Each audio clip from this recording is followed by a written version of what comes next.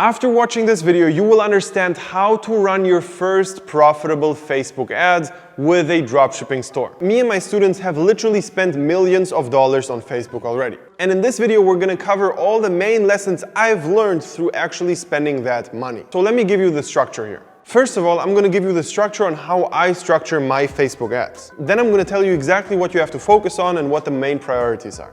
Then we're gonna cover the main questions, which are when to kill ad sets, when to kill products, when to scale products and how to scale products, and when to test the next products. Also, we're gonna cover how not to get blocked by Facebook. Then we're gonna discuss what a good creative is and how to actually make one, which is by far the most important part in Facebook ads as a whole. So let's just start with the ads manager structure. So the structure is this. You're gonna start with one campaign per product. It's gonna be an ABO, not a CBO. And you're gonna have 5 different ad sets in that ABO. And you're also gonna have 3 different ads in each individual ad set. So one campaign, 5 ad sets, and 3 ads in each individual ad set. I wouldn't recommend you starting with a CBO because that would mean that you don't have proper control over what the money is spent on Facebook. So just start with a regular ad budget campaign. For the ad set, it's really important to have different targeting in each individual ad set. So for example, if you have a fish product, like a fishing product, I would not target fish in every individual ad set. What I would do is I would have one ad set which is going to be fishing lure, one fish hook, then the other one is going to be fishing or whatever the interests are which you can target. But on Facebook, you can always target different interests which are within the niche.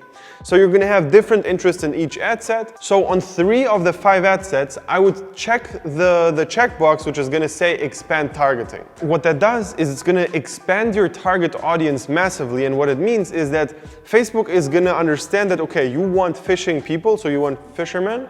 However, if the people are not in the audience which you just selected, for example, fishing lure, we're still going to search for other places where you can find people which we think are going to buy from you.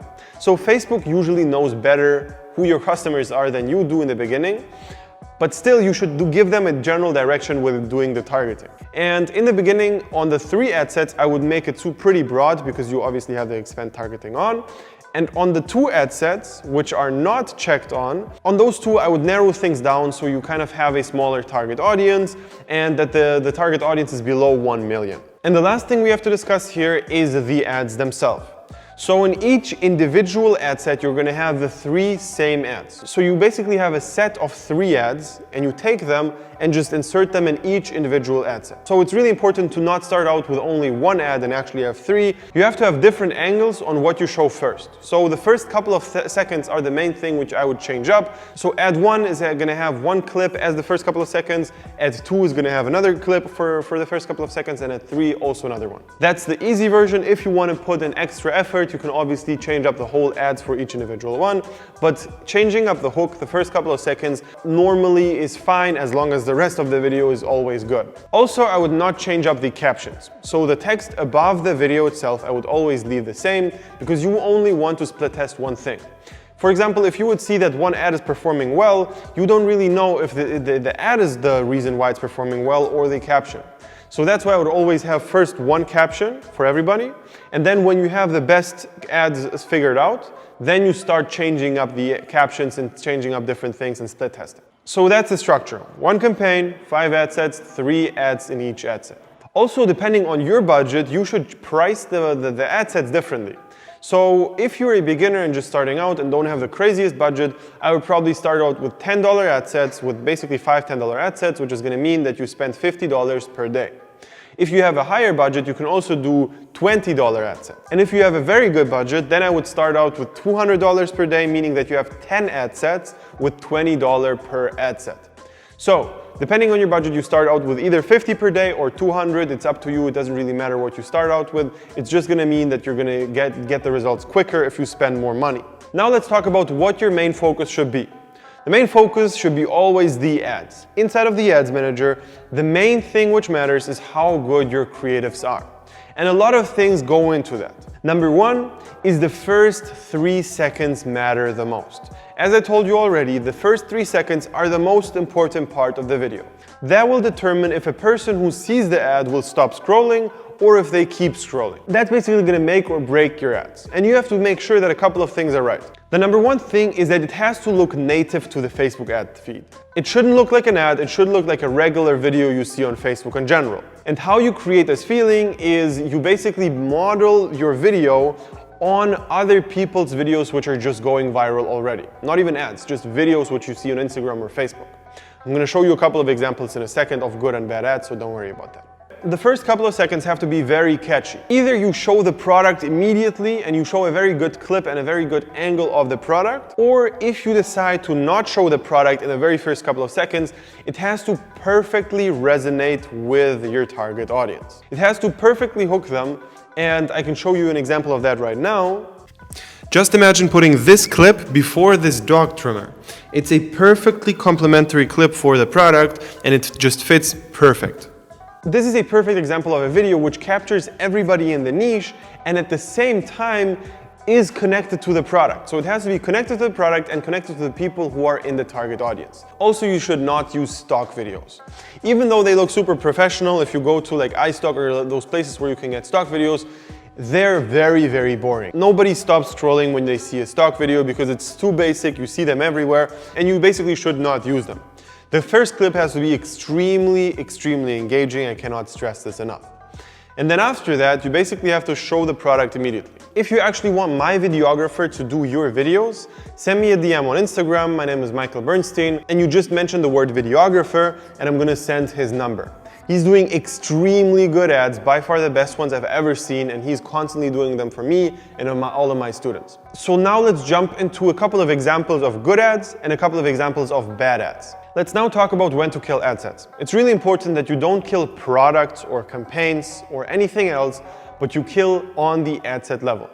Killing an ad set means just turning it off, and it's really important to do that on the ad set level because that's where it's going to be decided if you're profitable or not. For example, if you have 5 ad sets and only 2 of them are profitable, if you would turn off 3 of them, the ones which are not profitable, you will be immediately profitable because the 2 which are on and are profitable are going to keep being profitable. So if you would have turned off the whole campaign, that would be a mistake because you could have just turned off the unprofitable stuff and leave the profitable stuff in. It's really important to kill on the ad set level. So when should you kill an ad set? First of all, you need to determine your break-even point. So in the beginning, you just calculate your break-even point like this. You basically take the price you're selling the product for, let's say $40, then you deduct the product cost, which let's say is going to be $10, and then you also add in a little bit for the fees. You should add in like 5 to 7% just on top for the fees to be sure that, that everything is handled properly. You take 5 to 7% off the break-even point, and there you go. That is your break-even point. That means that it costs you that much to acquire a customer. If you would spend $1 above your break-even point to acquire 1 sale, that would make you unprofitable immediately. However, that's only how you calculate it in the beginning because a lot of people, for example, buy 2, 3, 4 pieces and then the break-even point obviously changes and that you have to recalculate after you know your average order value properly.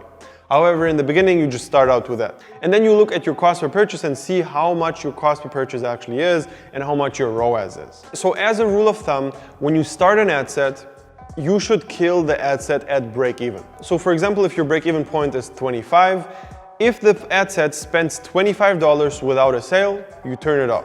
In theory, you would basically have to let a higher ticket product run very, very long. For example, if you have 5 ad sets and your break-even point is 50, you would have to spend $250 on all the break-even points because $50 on each ad set have to be spent to be sure that you should kill the ad set. However, you shouldn't do it on those high-ticket products because you should kill a little bit earlier then because it just gets too much of it. If no sales come in, you should probably kill the whole thing a little bit earlier. And that's also one of the reasons why I would recommend lower ticket items for beginners because it's just quicker to understand if you have a winning product or a losing one. And also you're not going to be afraid to lose more money because if you lose a bunch of money on high ticket products, it's going to be very, very costly to test the next product again and again. And if you constantly only focus on that, it's just going to eat up your budget very quickly, especially if you don't have proper experience with Facebook ads. Also, it's important to understand that if you have ad sets running which are doing well, you should not decrease your ad spend. For example, you have 5 ad sets on, 2 of them are doing well, 3 are bad. That means that you should kill those 3 ad sets, However, then you would only have $20 in budget left per day. And that means that you lowered your budget. You should not do that. And to avoid it, every time you kill an ad set, you should create a new ad set, which is targeting another thing or having another ad, as long as 2 or 3 ad sets are doing well. As long as you have a couple of good ad sets, you should constantly leave the budget same or increase it. However, never decrease it as long as you have good stuff going on. Now let's talk about when to kill a product entirely. As long as you have a couple of ad sets left which are doing well or breaking even, you should not kill the product as a whole. However, if you see that you constantly retest new ad sets and new ad sets and new ads and nothing is really working, you should let the product die out. What that means is you still keep turning off on the ad set level, and you basically do that without creating new ad sets, which is going to constantly decrease your ad spend. And there you still have the hope that some of the ad sets which are still either profitable or breaking even are going to start popping off and actually do better. And that's why you do it like this, gradually turning the product off instead of just cutting the whole campaign immediately. The other scenario is basically nothing is profitable. You test 5 ad sets and everything is super unprofitable, nothing is really making sales. And then you have 2 options. Either you retest new ads or you kill the product entirely. It's important to understand that if you create new ad sets, so test new targeting without new ads or new nothing, it's basically not going to improve. As long as you keep plowing down on the same ads and the same product with different targetings, if it didn't work from the first time, it's not going to work the second time, as long as your targeting was not completely off. So probably you should either change up the ads or kill the product as a whole. And what I would base that decision on is how good my current ads are. If I have really good ads and I think I cannot make better ones, then I would probably just kill the product. If I think that I didn't put in all my effort, if I see points which I could improve or find clips which are much better than the ones I have right now, then I would go for new creatives and retry. And if that doesn't work, you just kill the product entirely. So you have to be pretty radical on products which don't work at all. If you make like a couple of sales and everything is super unprofitable, you kill the product pretty quickly, and you shouldn't lose more than like $200 on one single product before you kill it. If you spend max $200 in loss, you should for sure kill the product and just not leave it running, as long as you don't have profitable stuff going on somewhere. And now let's talk about the fun part in dropshipping. Scaling is really exciting, and it's super fun as long as you do it right. However, it's also very easy to mess everything up and basically ruin the whole foundation if you do it wrong. So there's a couple of things you have to keep in mind here, and also let me give you the structure of what you can split test to scale. First of all, I have to say that in scaling, there's no right and wrong. For some people, CBOs work better. For some people, ABOs work better. For some people, duplicating ad sets work better. For some people, increasing the budget works better. It's just different case by case. And even for me, in different ad accounts for different products, I do different things because it just works. So if I, for example, would tell you, okay, only do CBO, no matter what you do the CBO and that's it. If the numbers say something else, if your ABOs would, for example, perform better than the CBOs, then do that by all means. So do the thing which works for you, and don't listen to anybody who's going to tell you that this is the right approach and nothing else will work. Because as long as the numbers are telling you something, listen to the numbers instead of anybody else. However, there is a pretty clear structure on what you should test first and what normally works for most people, and what you should start out with. And we're also going to cover that in the video in a second. Before I do that, let me clarify one thing. There's no such thing as the testing and scaling phase. The transition in between those two are very gradual and very smooth. Because let's imagine you're testing something, immediately you're scaling at the same time, because let me explain. For example, if you would be in the testing phase and would test 10 new interests, you would have to create 10 new interests. And that would mean that you have a way higher budget now, which you spend every single day because you just tested new things. What you did in reality is you actually scaled horizontally. As long as you didn't turn off a bunch of ad sets to create those, you tested and scaled at the same time. And that's important to understand. There's no clear testing and clear scaling phase. It just sounds better to have a testing phase and scaling phase separated in your mind because it just sounds better. It's not reality. Okay? So as long as you're profitable or have a lot of profitable ad sets, you should constantly spend more money every day. For example, if you spend $100 per day and you're doing 200 and you're making profit there, then you should increase your budget around $50 to $100 per day every single day. okay? As long as you keep being profitable, you just spend more money every single day until it breaks, until you stop making more money. And there's two main ways on doing that: horizontal scaling and vertical scaling.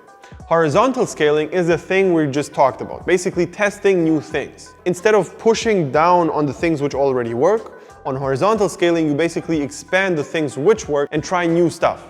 So what you do is, if for example, again on the fishing example, fishing lure worked really well, you try fishing lure with an expanded checkbox on and then off, and then you do fishing hook, and you try a bunch of different ad sets, different interests, different ads, like different videos as well. You test so many things at the same time to understand which works better.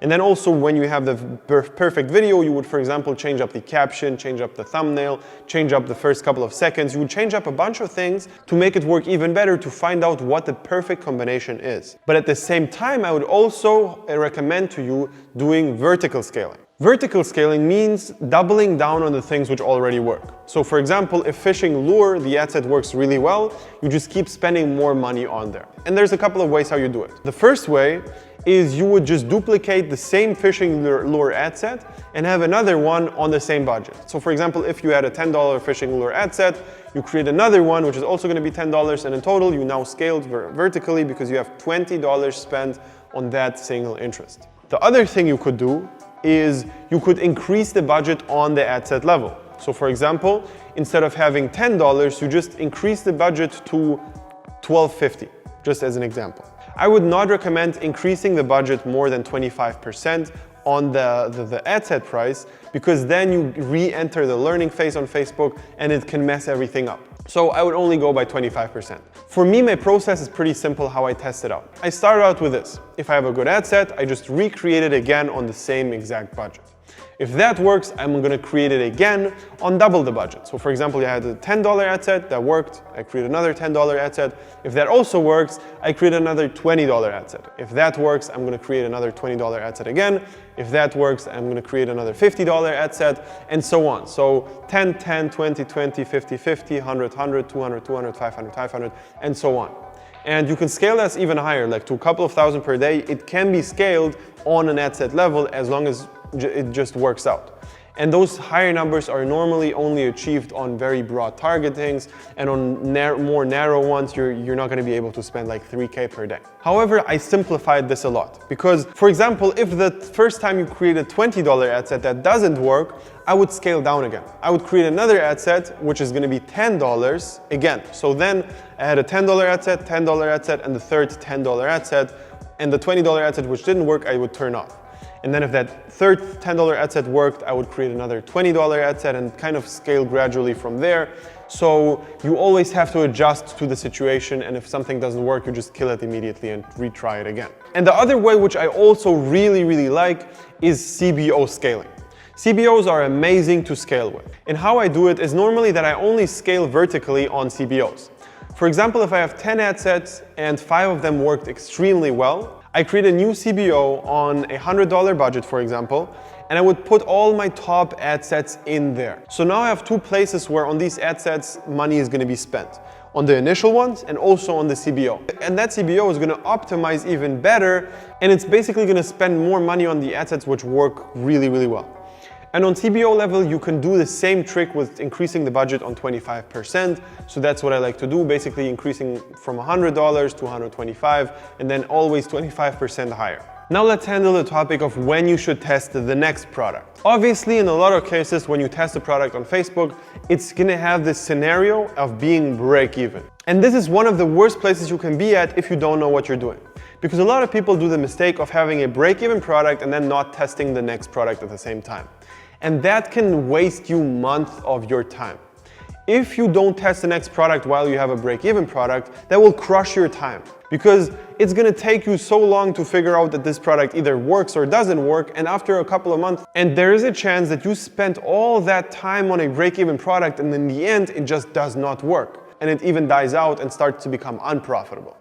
So the main thing you have to do if you have a break-even product, you have to create the next campaign with the next product test. One thing you have to have in mind though when you want to test the next product is If you have something which is doing well, if your product is either profitable or having some profitable ad sets, I would not test the next product on the same ad account or on the same store. I would create a separate ad account, separate store, just to minimize the risk of you getting blocked. For example, if you would create a new product page and new ads for a new product on the same ad account and the same store, then you would have a big problem if you don't comply with the Facebook policy on the new product. That new product will get you blocked, but everything is going to get blocked. Also, your old winning product, which worked, will also be going to be blocked, and you don't want to risk that. Winning products are very precious, and you should actually treat them like a gem. You should not let any other product get close to it and risk it getting blocked. And this actually leads me to the last topic of the video. I'm going to tell you what you need to do to not get blocked on Facebook. Getting blocked on Facebook is a very common thing, and everyone is probably going to experience it in their dropshipping career. It's very normal, however, you have to understand that it's normal, and you have to understand how to postpone it so it happens as late as possible. And also you have to be prepared. You have to have a couple of other ads managers ready, you have to have a couple of other personal accounts ready, a couple of other pages. You just need to understand that it will happen, and that when it happens, that you already immediately can switch to the next thing. So I will actually make another separate video where I only specifically talk about getting blocked on Facebook and how to avoid it, because I could talk hours and hours and hours about that. But here in this video, I'm going to give you the main points. Number one is never use the words before, after. That is one of the worst things you can do on Facebook. You're immediately going to get shut down if everywhere on your product page and everywhere on your ads, it's going to say before and after, and you have some kind of results, because Facebook does not like that. Facebook has the mind of its own, and it basically does not want you to promise anybody some unrealistic results. And if they see that any results are promised, they immediately think that this could be unrealistic, and then they shut you down for that. On that note, you also have to understand that your product page is checked by Facebook.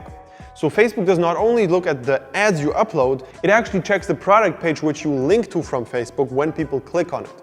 That's important. And on the product page, you can also not say words like before, after. So avoid those words at all costs and just change them up, use similar words, or just use a picture which is split up into two different pictures. You see one which is before and one which is after, but you just don't have the words before, after. That's just a little trick you can use to still implement the before, after effect. The next thing is pretty obvious, like swear words or drugs, sexual content, sexual words, all of that you cannot use. So the sexual content part gets a little bit tricky when you sell products which are, for example, a woman's leg shaver. If you sell that, you obviously need to show a lot of skin, and Facebook sometimes finds that misleading, and they think that this is sexual content, and basically you get blocked. So be careful with the products you select, and ideally don't sell products which require you to have a lot of skin shown. So just keep that in mind when you select the products and also when you make the ads. The next thing you have to understand is the results you promise cannot be too crazy, or even better, you should not promise any results. Basically, even though it's a very, very powerful tool in marketing, if you, for example, would have like a weight loss product and you would say, okay, in 1 month you would lose 10 kilograms, as an example. That would be very powerful to say because that would kind of convert. However, Facebook is going to shut you down for that, and you should not give specific time frames where you would reach X, okay? That's too specific, and you cannot say stuff like that. And words like weight loss or you will lose your weight are also not the favorite thing you can do for Facebook. And the last word you should avoid is COVID and Corona. And I'm probably always also going to bleep them out in this YouTube video because it's just not good for the algorithm to use them at all. So all the platforms are against it. Don't use those words on your product page. Don't use those words on the Facebook ad. So everything connected to the virus and to the pandemic, you should not use at all. All right, this was a very long video. I hope you enjoyed it, and I also hope that you actually took notes and will implement the strategy for your own business. If you are actually interested in working with me personally one-on-one, sign up for a free consultation session with me, link below this video, and we're gonna find out if it's a good fit for us to work together. We're gonna go over everything. Over product research, over Facebook ads, over the video creation, over the store creation, over the branding, scaling, everything that you need. We're gonna go over that in our program, and we'll actually start working together long term. So again, if you're interested in that, click the link below and see you there. And also, if you enjoyed this video, leave a like, subscribe to the channel, and yeah, see you in the next video.